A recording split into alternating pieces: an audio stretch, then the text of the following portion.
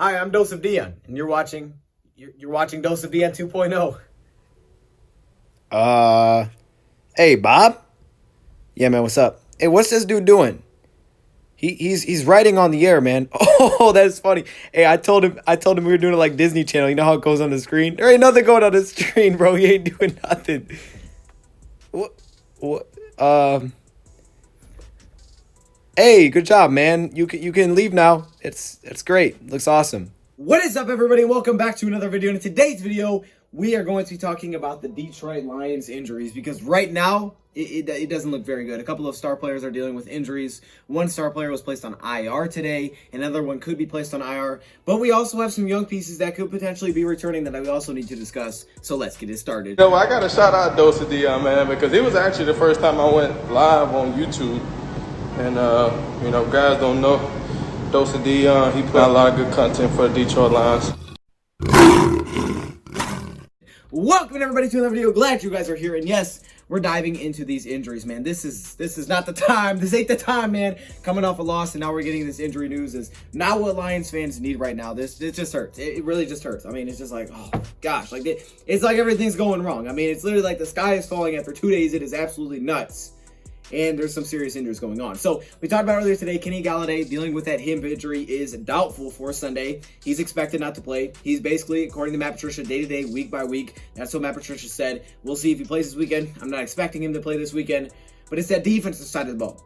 Also, Trey Flowers has been placed on IR. Yes, the $90 million man has been placed on IR. Now, you can make the case that he hasn't lived up to that $90 million. I think that's fair, but he is a very athletic player that's honestly been making some big plays. And it's not all in pass rush. It's been against the run. It's also him, getting out there, knocking some balls away, his good play recognition. I feel like he's really started to come on and do a lot for us. And, Matt Patricia was talking about they were limiting his stats because they know how much he's involved and how much he has to take the wear and tear every play. Well, now he's been placed on injury reserved, and that's a 3-week thing. So he won't be back for 3 weeks. So, yes, Lions lose a big player there. I was working on an offensive game plan, so that's why I'm late with this. But maybe potentially some good news that there could be some players returning soon. Austin Bryant is a guy to keep an eye on, okay? Austin Bryant, according to CBS, is expected to return by week 9, which is this week. So we could see Austin Bryant for the first time this season. Now, he's not Trey Flowers, and he won't be Trey Flowers, but it is some depth. I mean, if anything, it is some depth, and we get to see the young guy for what would be the first time this year. We could. I'm not counting on it because I just really don't know, but maybe, and that'd be great for the Lions. We know he plays that linebacker / defensive end role as well, similar size, so that would help. Also, Julian Okwara, he was placed on IR a little bit ago. Now, he can't return by week 9, but potentially week 10, he will be taken off of IR. Does that mean he'll be activated? I don't know. If it's too serious where he can't be activated, then no, he won't be taken off of IR. So, those are two guys that are still in the air, but there's just a chance that they can return pretty soon. So, I just wanted to point them out that maybe the Lions could get some reinforcements back.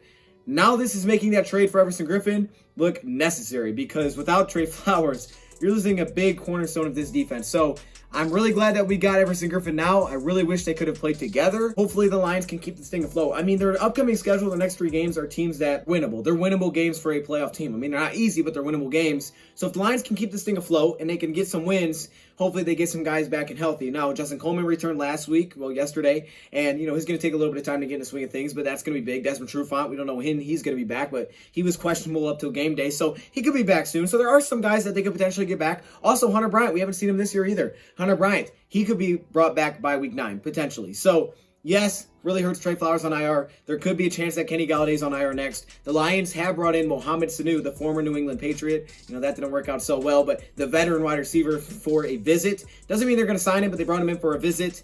We'll see. If they sign him, we'll dive into it. If not, then, obviously we won't. I think the Lions do have some solid depth right now. I still wouldn't be shocked, though, if they wanted to go sign a receiver, especially knowing that, hey, we have that roster spot open now that Trey Flowers is on IR. I mean, if the Lions don't go out there and make this signing, it wouldn't really shock me because we do have Quintez Cephas, and I expect him to start to get activated. And we still do have Marvin Hall, who kind of looks like our number 2 with how much confidence they have in that. I think Marvin Hall can play on the opposite side. I think we saw it last game, especially, when you get Stafford in those situations where he feels comfortable. Marvin Hall can go out there and ball. Even mean to make that rhyme.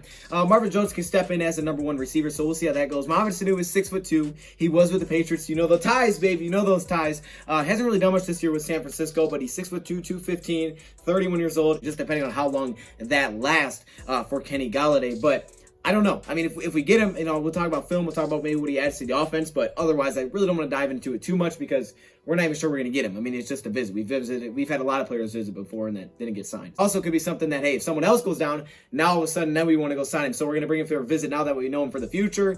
I don't know. We'll see. So this may not be a move that happens right away. It could be something that happens weeks from now. It could be 3 weeks from now. All of a sudden we sign this guy. It's like, okay, we visited with him. Now we know what it's about, right? We know what he's about. So now we can go sign him.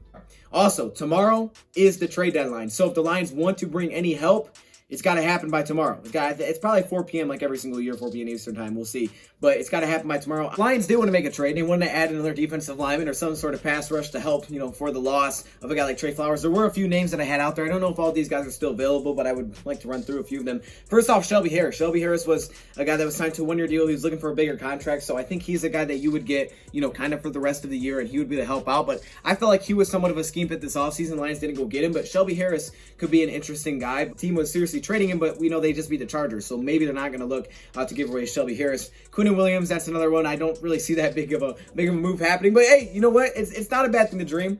A big one I think to keep an eye on, though, is Derek Rivers. Derek Rivers is a Patriot, but he's not getting a lot of snaps there. When he does get snaps, he gets a lot of pressure. He just doesn't get a lot. He's kind of really low in that rotation. He may actually go up in that rotation, depending on, how the season goes. But if the Patriots are sellers and they lost once again, now they're 2-5, maybe this is someone that you could swing in for cheap if they were looking for some depth, just something like that. Carlos Dunlap. I didn't love Carlos Dunlap, but he does have some size for depth if you wanted to. I didn't love the thought, though, of Carlos Dunlap. He was kind of low on my list, so I wasn't really, too interested in that one very much. Carl Lawson is one that I kind of liked out of Cincinnati. He gets some pressure. Carl Lawson. I liked his film a little bit. There's the Ryan Kerrigans and that kind of thing. I don't think the Lions will make a big trade, but if they did want to add something else, maybe a 6th or 7th round pick, they potentially could give away a future pick or something like that. They want to add another defensive end just to add some more depth because they don't know about the health of guys like Julian and Bryant returning. They probably know more of that than I do, so whatever their confidence level is could change what they decide to do. But those are just a few names, and I wouldn't be shocked if the Lions made a trade. I'd be shocked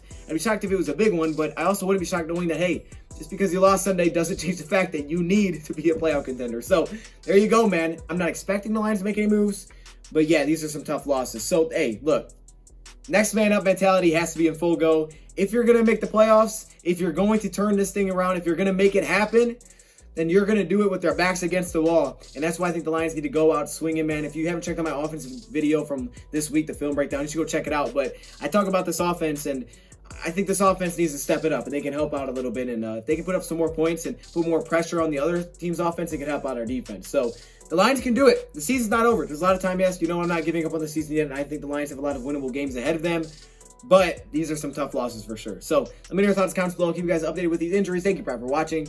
Get healthy, Trey. Get healthy, Galladay. Get healthy, everybody that's out. Thank you, Brad, for watching, and I'm out. Are you kidding me right now?